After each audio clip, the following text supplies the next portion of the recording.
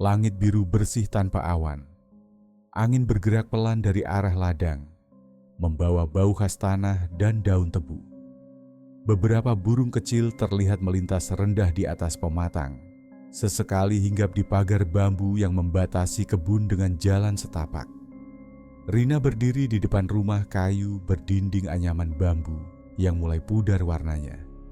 Di samping rumah, pohon jambu air tumbuh tinggi, sebagian rantingnya menjulur ke atap. Ia menghela napas, menyusun koper kecilnya, lalu mengetuk pelan pintu rumah. Pintu dibuka oleh seorang perempuan tua dengan rambut putih digelung rapi. Kulitnya keriput, namun matanya masih tajam dan hangat. "Rina, sudah sampai, Nak," sapa neneknya, memeluknya dengan pelan. Setelah masuk, Rina mengamati ruang tengah yang sederhana. Meja kayu bulat di sudut, tumpukan piring di rak bambu, dan gantungan baju di belakang pintu. Semuanya masih sama seperti terakhir kali ia berkunjung 5 tahun lalu. Sore harinya, beberapa tetangga datang menyapa. Pak Lurah, pria paruh baya berbadan tinggi dan suara berat, datang membawa sebungkus ketelah rebus. Ia dikenal ramah dan sering mampir menengok warga. "Kapan terakhir pulang ke sini, Rina?" tanya Pak Lurah sambil duduk di bangku panjang dekat dapur. 5 tahun lalu, Pak. Waktu masih kuliah. Bu Karsa ikut datang. Ia banyak bicara. Dari soal harga cabai hingga kabar anaknya yang baru dapat kerja di kota. Suaranya keras, tapi ia dikenal baik hati. Tak lama, seorang pemuda datang dari arah jalan kecil. Badannya tegap, kulitnya kecoklatan terbakar matahari. "Surya ini sering bantu nenekmu benerin atap sama ngangkat air," kata Bu Karsa sambil melirik ke arah pemuda itu. Rina mengangguk, tersenyum. Surya hanya mengangguk pelan, tampak canggung. Di sela obrolan, Rina sempat melongok ke jendela samping. Pandangannya tertarik ke ladang tebu yang membentang luas di belakang rumah. Batang-batang tinggi menjulang, bergerak ringan tertiup angin. Tapi ada satu bagian di ujung yang terlihat berbeda. Warnanya lebih gelap, batang tebunya jarang. Tanahnya ditumbuhi ilalang tinggi dan semak liar. "Nek, kenapa bagian ladang yang itu nggak ditanami?" tanya Rina sambil menunjuk ke arah sana. Nenek menoleh, lalu mengalihkan pandangan dengan cepat. "Itu bagian yang sudah lama dibiarkan," jawabnya singkat. "Nggak usah dipikirin." Pak Lurah meletakkan cangkirnya, ikut melirik keluar jendela. Wajahnya berubah sedikit tegang. "Tanahnya udah nggak bagus, Rina. Dulu sempat dicoba ditanami lagi, tapi nggak ada yang tumbuh. Dibiarkan saja, jadi pembatas ladang sekarang." Obrolan cepat berubah ke topik lain, tapi Rina tetap menyimpan rasa penasaran. Ada sesuatu di cara neneknya menutup topik itu, seperti tidak ingin membahas lebih jauh. Menjelang malam, angin dari ladang mulai terasa lebih dingin. Di dalam kamar, Rina duduk di depan jendela kecil. Ia kembali memandangi ladang yang gelap. Hanya samar-samar terlihat bentuk batang tebu yang berdiri diam seperti barisan tiang. Bagian ujung ladang itu tampak lebih gelap dari yang lain. Meski cahaya bulan cukup terang, tak ada suara. Hanya semilir angin yang lewat pelan. Rina menarik tirai, lalu membaringkan diri di kasur tipis. Matanya masih terbuka. Dalam pikirannya, bagian ladang yang mati itu seolah memanggil diam-diam. Senja datang perlahan. Cahaya matahari menyentuh pucuk-pucuk tebu yang berjajar rapat di belakang rumah. Rina berdiri di belakang dapur, memandangi ladang yang membentang luas. Angin bergerak pelan, menggoyang daun-daun panjang yang sudah mulai kering. Dari tempatnya berdiri, ia bisa melihat jelas bagian ladang yang berbeda. Letaknya agak di ujung, lebih rendah dari bagian lain. Tebu-tebunya terlihat lebih kurus dan tak teratur. Sebagian seperti setengah mati, daunnya kecoklatan, dan batangnya condong ke samping. Di antaranya tumbuh ilalang tinggi dan beberapa pohon kecil yang tampak liar. "Kenapa yang itu nggak dipotong atau dibersihin aja, Nek?" Tanya Rina ketika kembali ke dalam. Neneknya sedang menyiapkan air panas. Ia berhenti sebentar, lalu menatap cucunya. Itu bagian yang dibiarkan. Gak ada yang mau urus, jawabnya singkat. Rina mengambil gelas dan duduk di bangku kecil. Ia masih menunggu jawaban yang lebih jelas, tapi neneknya tidak melanjutkan. Dulu sempat subur juga, tanya Rina lagi. Nenek meletakkan cerek air panas ke atas tungku. Suaranya lebih pelan saat menjawab. Dulu iya, tapi sekarang tanahnya udah nggak bisa ditanami lagi. Rina diam sebentar. Ia tahu ada sesuatu yang disembunyikan, tapi memilih untuk tidak mendesak. Sore itu, ia berjalan ke warung dekat jalan utama. Jalanan desa masih sepi, hanya ada beberapa anak kecil bermain di depan rumah. Di depan warung, Surya duduk sambil memegang pisang goreng. Lihat-lihat ladang ya, tanya Surya saat Rina duduk di dekatnya. Iya, bagian ujung itu kenapa ya? Tanya Rina, menunjuk ke arah yang dimaksud. Surya mengunyah pelan, lalu menatap ke arah ladang. Itu bagian merah, katanya. Orang-orang sini nyebutnya begitu. Merah? Kenapa merah? Ya gitu aja, nama lama. Nggak ada yang tanam apa-apa di sana. Dulu pernah dicoba, gagal terus. Malah ada yang bilang pernah kena gangguan waktu kerja di sana. Gangguan? Rina mengerutkan dahi. Surya mengangkat bahu. Cuma cerita-cerita orang tua, nggak jelas juga. Obrolan mereka berhenti sejenak. Beberapa warga lewat membawa hasil panen singkong dan jagung. Rina memperhatikan wajah mereka. Setiap kali bagian ladang itu disebut, mereka cenderung menghindar atau mengalihkan pembicaraan. Malamnya, saat Rina membantu nenek menyiapkan makan malam, ia bertanya lagi. Nenek tahu tentang nama bagian merah. Nenek terdiam lama. Ia tidak langsung menjawab.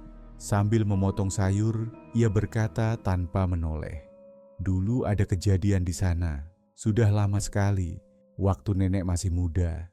Setelah itu ladang itu berubah, nggak subur lagi, kayak ditinggalin.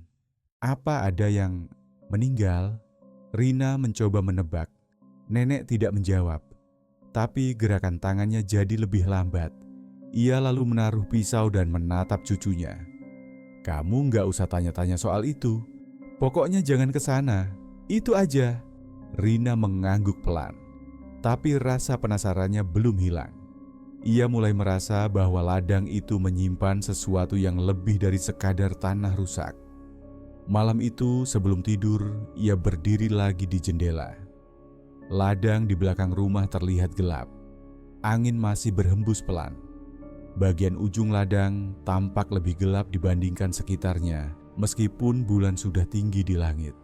Rina tidak melihat apa-apa, tapi perasaan tidak nyaman mulai muncul di dadanya. Seolah tempat itu tidak ingin ditatap terlalu lama. Lampu warung mulai dipadamkan. Rina dan Surya berjalan pulang, menyusuri jalan setapak di pinggir ladang. Cahaya bulan cukup terang, membuat bayangan mereka jatuh panjang ke tanah. Langkah mereka pelan, sesekali terdengar suara daun kering terinjak. Jalan itu membelah ladang dari dua arah. Di kiri dan kanan, batang-batang tebu berdiri rapat.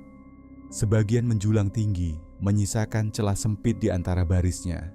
Ujung jalan itu mengarah ke bagian yang sudah tidak ditanami, yang disebut warga sebagai bagian merah. Rina menatap ke arah sana. Daun-daun di bagian itu tampak bergerak lebih banyak, seolah ada angin yang hanya menyentuh tempat itu. Padahal tidak terasa apa-apa di tubuhnya. Lihat itu, tanya Rina pelan. Surya menoleh, ia mengangguk pelan, wajahnya berubah. Tebu di situ, kok goyang ya? Rina menatap lekat-lekat ke arah batang-batang yang bergerak. Tiap lewat sini pasti kayak gitu, jawab Surya pelan. Kayak ada yang jalan di dalam. Tapi nggak pernah kelihatan siapa. Rina memperhatikan lagi. Batang tebu di satu bagian bergerak perlahan ke kanan, lalu ke kiri. Gerakannya tidak seperti tertiup angin. Lebih mirip seperti ada sesuatu yang sedang melewati jalurnya. Tapi tidak terdengar suara apa-apa. Tidak ada langkah, Tidak ada ranting patah, tidak ada daun kering yang bergesek. Mata Rina menangkap sesuatu. Sebuah bayangan melintas cepat di antara batang-batang tebu. Warnanya berbeda, seperti merah gelap. Sekilas saja, lalu menghilang di balik tanaman. Barusan ada yang lewat, bisik Rina. Surya berhenti berjalan. Ia menoleh ke belakang, lalu mempercepat langkah. "Ayo cepat, jangan lama-lama di sini," katanya sambil menarik lengan Rina pelan. Rina masih sempat menoleh sekali lagi. Tebu-tebu itu masih bergoyang, tapi tak ada lagi bayangan terlihat. Namun tubuhnya terasa aneh. Udara di sekeliling masih hangat, tapi punggungnya dingin, seperti baru ditiup sesuatu yang bukan angin. Mereka sampai di rumah nenek. Rina tidak langsung masuk, ia berdiri sebentar di depan tangga. Surya mengangguk singkat, lalu pamit pulang. Di dalam rumah, lampu minyak menyala redup. Nenek sedang duduk di depan tungku, memanaskan air. Rina masuk dan duduk di tikar. "Tadi aku lihat batang tebu goyang sendiri, Nek. Di bagian ujung ladang," ucap Rina perlahan. Nenek tidak langsung menjawab. Ia tetap menatap ke api di tungku. "Nggak usah diliatin terus, banyak yang nggak suka dilihat," katanya tenang. "Kayak ada bayangan, warna merah." Nenek berdiri, menuangkan air panas ke cangkir, lalu meletakkannya di depan Rina. "Udah malam, istirahat. Nggak semua yang kamu lihat harus diceritain." Rina mengangguk pelan, tapi perasaan aneh itu belum hilang. Dinginnya masih menempel di punggung, padahal ia sudah masuk ke rumah yang hangat. Malam semakin larut. Dari balik jendela, ladang tebu tampak diam. Tapi di ujung sana, tempat batang-batang mati tumbuh tak beraturan, masih seperti menyimpan sesuatu yang belum ingin diketahui. Embun masih menempel di kaca jendela. Udara terasa lembab, dan langit masih kelabu. Rina duduk di pinggir tempat tidur, mendengarkan suara ayam dari kejauhan. Ia baru saja bangun ketika mendengar suara ketukan pelan dari arah belakang rumah. 3 kali. Pelan, tapi cukup jelas. Ia diam sebentar, menunggu apakah suara itu muncul lagi. Tapi tidak ada suara lain. Rumah nenek masih sepi. Nenek belum bangun, dan suara dari luar hanya angin tipis yang menyusup dari celah-celah dinding. Rina berdiri pelan, lalu membuka gorden kecil di jendela belakang. Pemandangan langsung mengarah ke ladang tebu. Barisan batang-batang tinggi itu masih tertutup kabut tipis. Tapi tidak ada orang di sana, hanya batang tebu yang berdiri diam. Ia memperhatikan tanah basah di bawah jendela. Ada jejak kaki. Tidak banyak, hanya 2 tapak yang terlihat jelas, tapi bentuknya aneh. Seperti bekas kaki telanjang, namun bagian tengahnya menghitam dan masih mengeluarkan asap tipis, seperti habis diinjak bara. Rina membuka pintu belakang perlahan. Udara pagi langsung menyergap, dingin dan lembab. Ia menunduk, memperhatikan jejak itu. Ukurannya seperti kaki perempuan dewasa, tapi tidak ada jejak langkah lain yang menyambung. Hanya 2 bekas telapak, seperti pemiliknya berdiri lama di situ. Jejak itu membakar sedikit rumput di sekitarnya. Rina menyentuh tanah di pinggirnya, masih hangat. Tapi tidak ada tanda siapapun yang lewat. Ia masuk kembali, menutup pintu dan langsung mencari nenek. Di ruang depan, nenek sedang duduk dengan mata terpejam. Bibirnya bergerak pelan, seperti sedang mengucapkan sesuatu tanpa suara. Di hadapannya ada segelas air putih dan seikat daun kering. "Nek," panggil Rina pelan. Nenek membuka mata lalu mengangguk. "Ada jejak kaki di belakang rumah," ujar Rina. "Kayak habis diinjak bara." Nenek tidak terlihat kaget. Ia hanya menoleh keluar jendela. "Kalau nggak ganggu jangan disaut, biarkan aja." Ketukannya 3 kali, pelan tapi jelas. Nenek memejamkan mata lagi. Tangannya mengambil daun kering itu dan meletakkannya di dekat tungku. Ia tidak mengatakan apa-apa untuk beberapa saat. Dulu, sebelum ladang itu ditinggalkan, sering juga ada yang dengar suara dari arah belakang. Ujarnya pelan, kadang suara langkah, kadang ketukan, tapi nggak pernah ada orang. Rina menarik kursi dan duduk. Siapa yang bikin jejak seperti itu, Nek? Kalau yang jalan bukan manusia, ya jejaknya bukan seperti manusia. Jawab nenek tanpa menatapnya. Rina tak bertanya lagi. Ia hanya duduk diam, memperhatikan wajah neneknya yang tampak lelah. Matanya kosong, seperti sedang mengingat sesuatu yang jauh dan tidak ingin kembali. Di luar, kabut mulai menghilang, tapi ladang tebu masih terlihat seperti dinding tinggi yang menutupi sesuatu di baliknya. Dan jejak kaki di tanah basah itu belum juga hilang, masih mengepul ringan, seolah belum selesai meninggalkan pesannya. Langit mendung sejak pagi. Awan tebal menggantung di atas desa, membuat suasana terlihat suram. Warga mulai berkumpul di balai desa. Awalnya hanya beberapa orang tua yang duduk di bangku panjang, lalu makin lama makin ramai. Rina dan Surya ikut duduk di pojok, mendengarkan obrolan yang awalnya ringan. Bukarsa bercerita soal panen singkong yang berkurang. Pak Darto menimpali dengan keluhan tentang daun tembakau yang cepat menguning. Semua seolah mengarah ke satu hal. Ladang-ladang tak lagi sebaik dulu. Lalu, seperti ditarik oleh sesuatu yang tidak terlihat, obrolan berubah jadi bisik-bisik. Suara mereka pelan, pandangan mata saling melempar curiga. Pak Lurah yang sedari tadi duduk diam akhirnya angkat suara. Wajahnya tampak berat, seperti sedang memikul sesuatu yang disimpan terlalu lama. Aku tahu kalian masih ingat kejadian puluhan tahun lalu, katanya. Yang belum tahu, sebaiknya tahu sekarang. Orang-orang mendengarkan, tak ada yang memotong. Bahkan Bukarsa yang biasanya banyak bicara ikut terdiam. Dulu kemarau panjang datang, tanah retak, sumur-sumur mulai mengering, warga resah, panen gagal terus. Ada yang percaya kalau itu bukan hal biasa. Katanya, ada yang bawa sial. Pak Lurah menarik napas dalam. Namanya Sri Lestari, perempuan muda, tinggal di pinggir ladang. Orangnya pendiam, tapi waktu itu semua kesialan dituduhkan padanya. Hanya karena ia sering duduk sendiri dan kebetulan keluarganya pernah sakit berurutan. Surya menoleh ke arah Rina. Rina tidak bicara, tapi matanya tidak lepas dari wajah Pak Lurah. Warga mendatangi dukun, disarankan agar dilakukan pengorbanan, supaya hujan turun, supaya desa kembali subur. Beberapa orang mulai menunduk, ada yang gelisah. Dan yang dijadikan tumbal, Sri Pak Lurah berhenti sebentar, tangannya menggenggam lutut. Dia diikat di tengah ladang, dikelilingi oleh warga sendiri. Api dinyalakan, Sri menjerit, minta ampun, tapi tidak ada yang bergerak.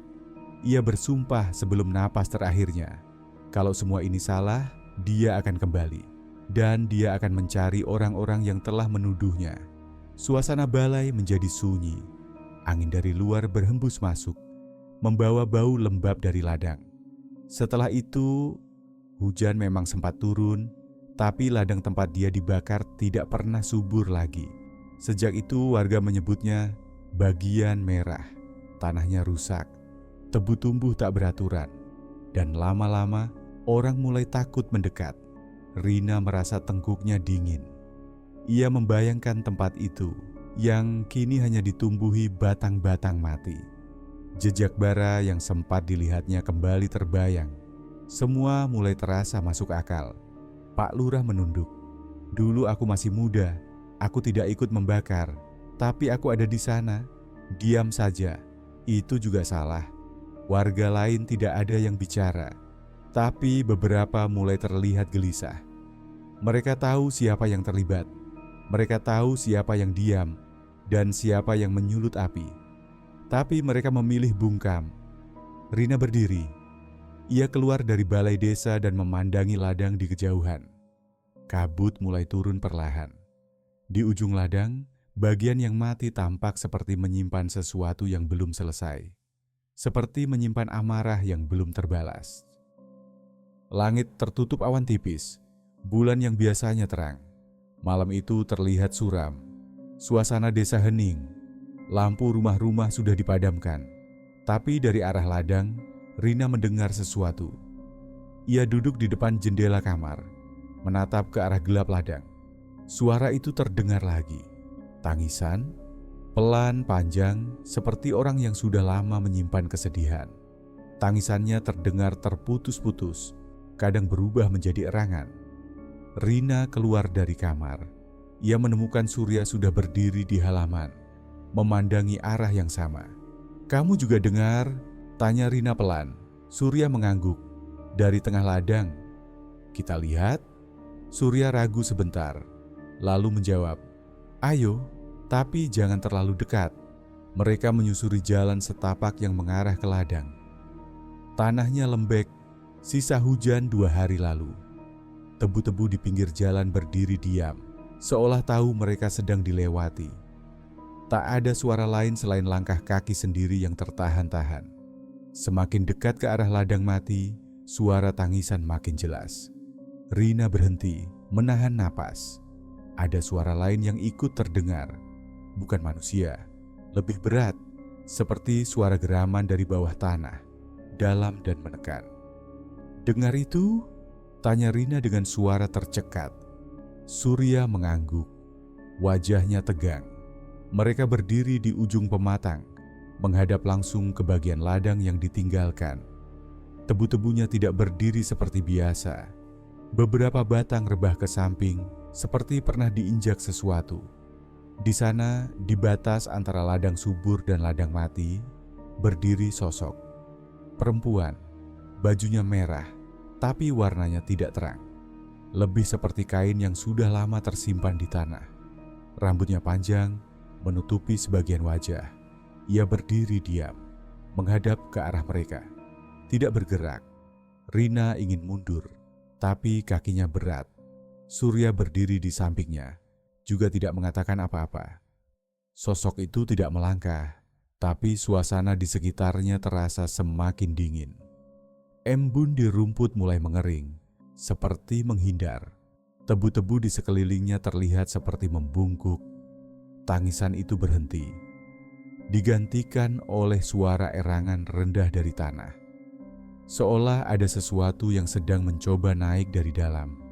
Tanah di dekat batang tebu retak sedikit, tapi tidak ada yang keluar. Sosok perempuan itu menoleh sedikit, tidak sampai wajahnya terlihat jelas, lalu menghilang. Bukan berjalan, bukan berlari, tapi seperti menguap perlahan di telan batang-batang tebu yang rapat. Rina akhirnya bisa menarik napas dalam-dalam. Kakinya terasa dingin dan lemas. "Kita pulang," ucap Surya cepat.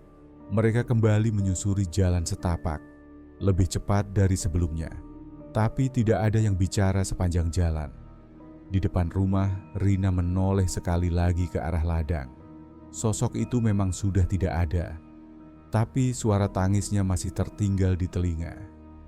Tangis yang bukan hanya sedih, tapi juga marah.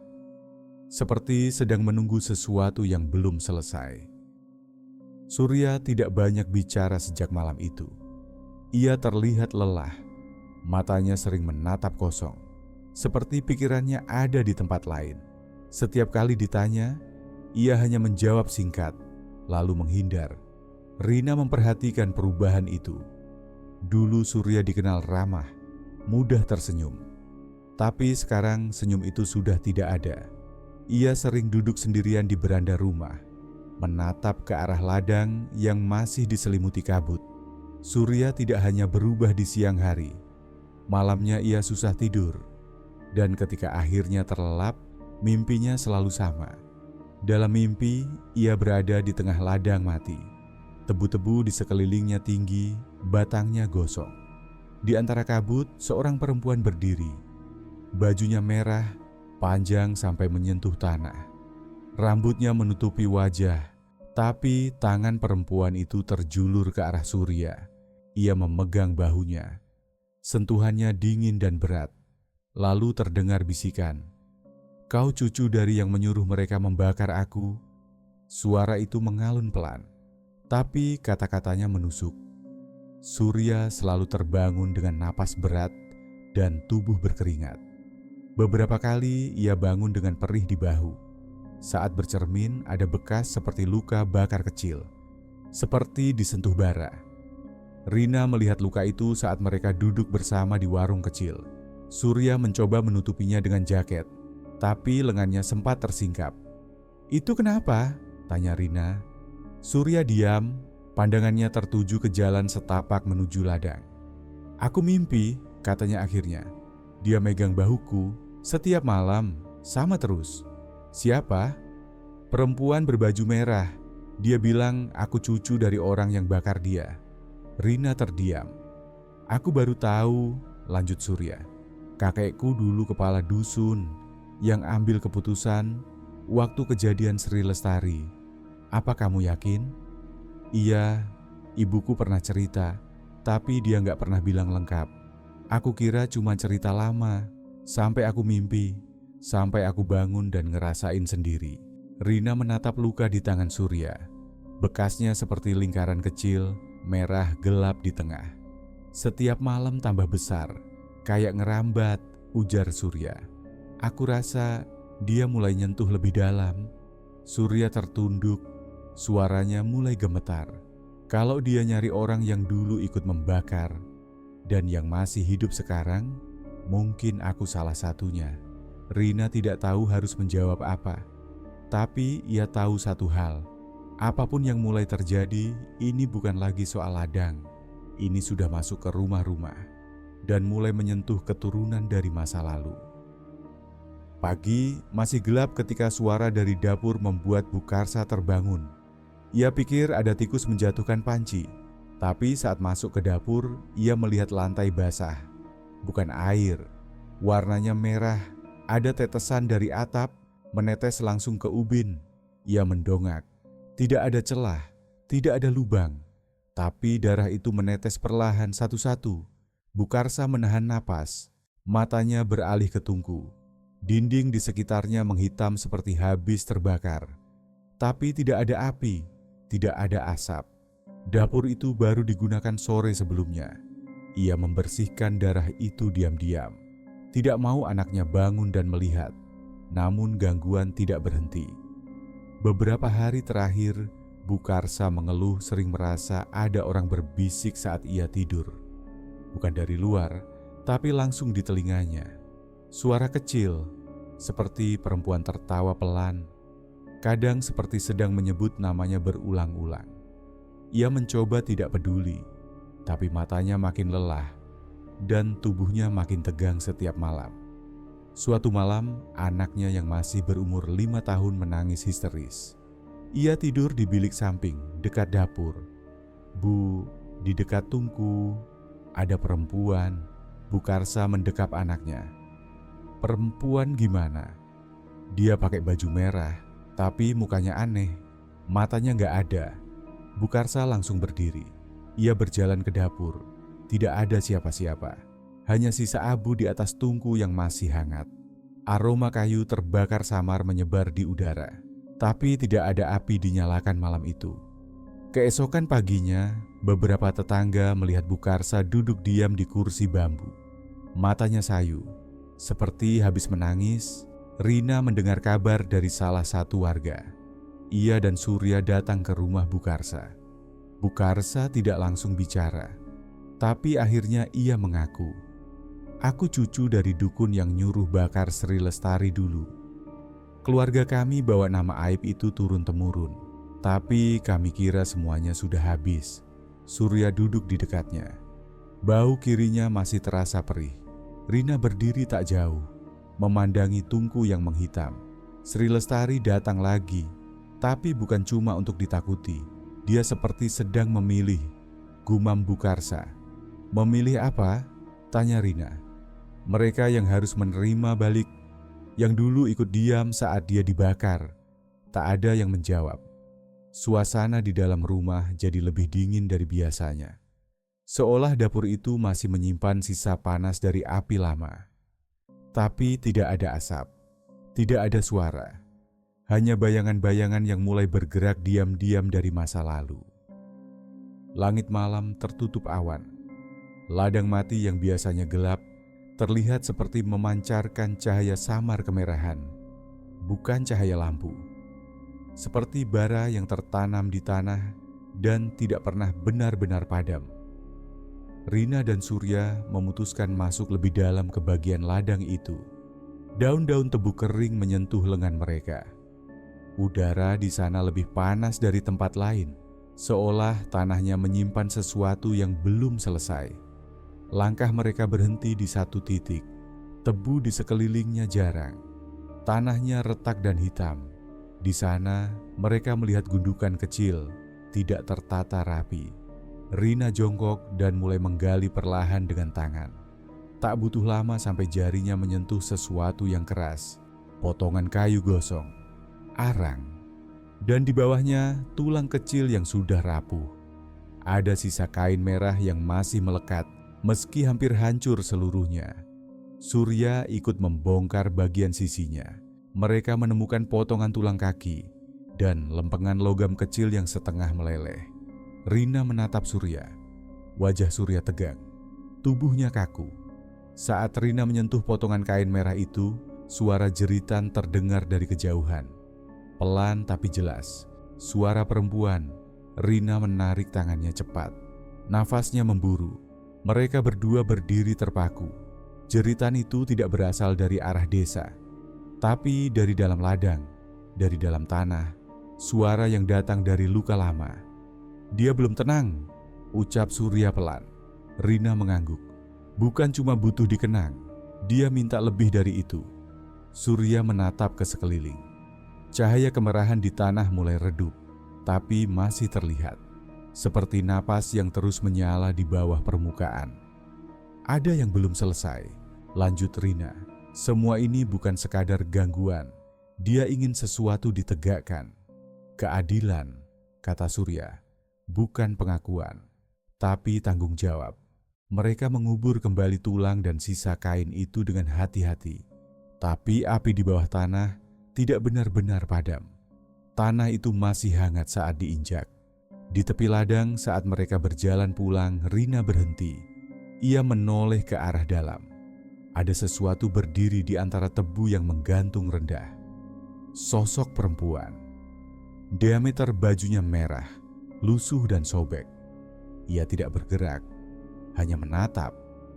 Wajahnya tak terlihat jelas, tapi pandangannya terasa berat. Rina dan Surya tidak bicara apa-apa. Mereka hanya berjalan lebih cepat, meninggalkan ladang yang tidak pernah benar-benar mati. Karena sesuatu masih membara di dalamnya. Dan yang membara itu sedang menunggu. Kabut tebal menyelimuti desa. Udara terasa lebih dingin dari biasanya. Surya ditemukan tergeletak di pinggir ladang. Tubuhnya penuh dengan luka bakar aneh, seperti sengatan api yang tidak merata. Rina dan beberapa warga segera membawa Surya ke rumah. Matanya setengah terpejam, tubuhnya gemetar. Ia hanya mengigau, menyebut satu nama berulang kali. Sri Lestari. Rina duduk di sampingnya, memegang tangan Surya. Surya, bangun. Ini semua akan baik-baik saja. Namun Surya tidak menjawab. Bibirnya hanya bergerak, tapi suaranya tidak jelas. Tangannya mengepal, seolah menahan rasa sakit yang tak terlihat. Beberapa jam sebelumnya, Surya terlihat berjalan menuju ladang, membawa obor besar. Ia berniat untuk menyucikan tempat itu, membakar bagian ladang yang dianggap mati. Ia ingin mengakhiri kutukan yang telah membelenggu desanya selama puluhan tahun. Namun, api itu tidak berjalan seperti yang ia harapkan. Begitu ia mendekati titik tengah ladang, api yang ia bawa mulai merayap dengan cepat, melahap tubuhnya. Ia terjatuh, tubuhnya terbakar seketika. Namun anehnya, api itu tidak membakar seluruhnya. Seolah ada yang menahan, ada yang mengarahkannya. Beberapa warga yang melihat kejadian itu segera berlari untuk menolong. Mereka berhasil memadamkan api, tapi luka di tubuh Surya sudah cukup parah. Ia selamat, namun kondisinya tidak membaik. Tubuhnya mengigau terus-menerus, menyebut nama yang sama, Sri Lestari. "Kenapa kau melakukan itu?" tanya Rina dengan suara gemetar. Namun Surya tidak memberi jawaban. Ibu Surya yang panik memanggil tabib. Namun luka bakar itu tidak sembuh.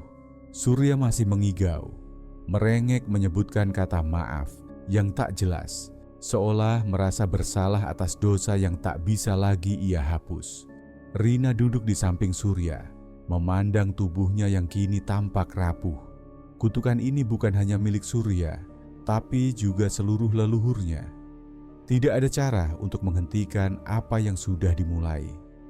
Surya menyesal, tetapi sesal itu tidak cukup untuk menghentikan kemarahan yang telah terkumpul begitu lama.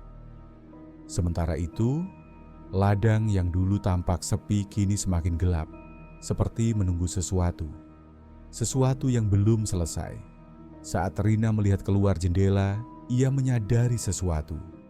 Ladang di sana tampak berbeda, seolah ada yang bergerak di antara tebu yang tumbuh liar. Bayangan merah, samar, namun jelas terlihat. Bayangan itu bergerak perlahan, menuju tempat di mana Surya dulu jatuh. Petir menyambar, tapi tidak ada hujan. Udara terasa semakin dingin. Warga desa mulai khawatir karena rumah Bukarsa terbuka lebar, seakan pintu itu sengaja dibiarkan tanpa ada yang menutupnya. Rina dan beberapa tetangga mendekat ke rumah Bukarsa. Sejak kejadian malam sebelumnya, ibu yang terkenal cerewet itu sudah tidak terlihat. Biasanya, ia tidak akan membiarkan rumah terbuka begitu saja, apalagi saat cuaca seperti ini. Rina melangkah masuk bersama beberapa orang lainnya. Begitu memasuki ruang tamu, mereka melihat cermin besar di dinding. Ada bekas telapak tangan yang terbakar menempel di permukaan cermin.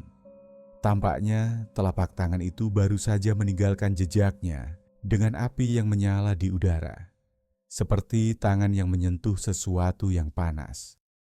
Mereka melanjutkan mencari ke dalam kamar Bukarsa.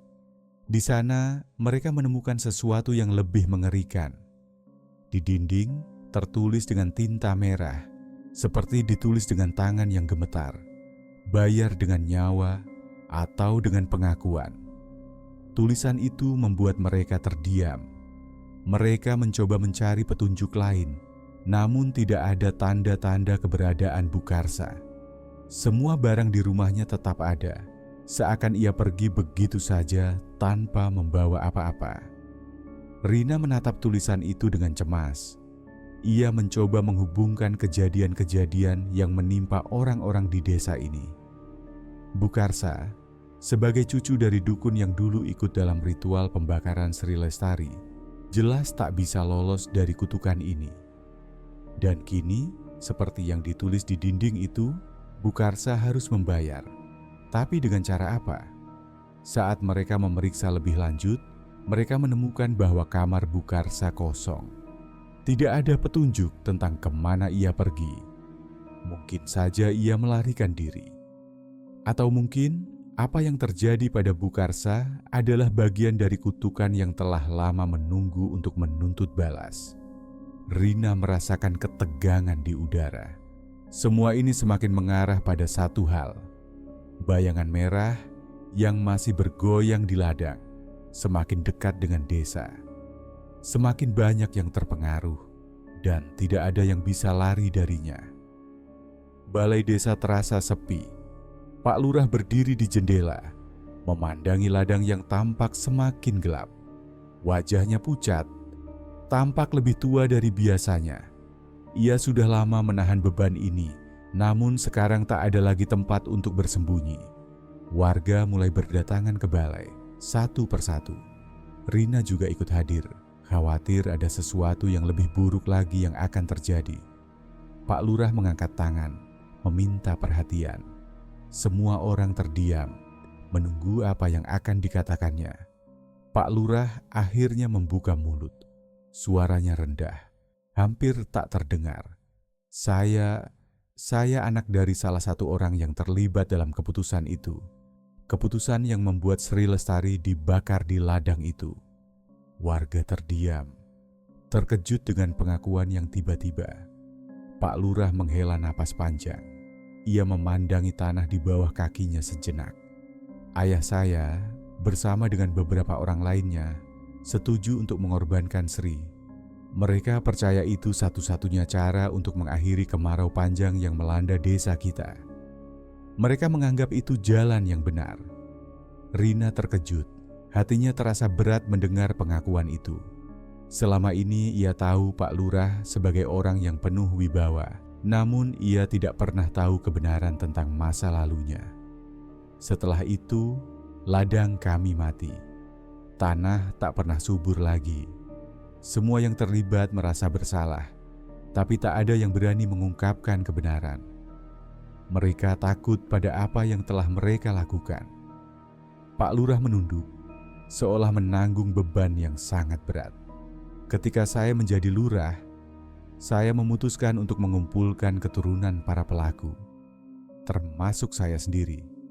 Kami ingin meminta maaf pada roh Sri Lestari, berharap kutukan ini bisa berakhir. Namun, saat Pak Lurah melanjutkan ceritanya, wajahnya terlihat semakin cemas. Ritual itu tidak berjalan seperti yang kami harapkan. Ada yang salah, semua mulai kacau. Semua orang yang terlibat mulai dihantui oleh bayangan merah, oleh suara-suara yang tak bisa dijelaskan. Pak Lurah menggigit bibirnya, menghindari pandangan orang-orang. Dan sekarang, Sri Lestari datang menuntut keadilan.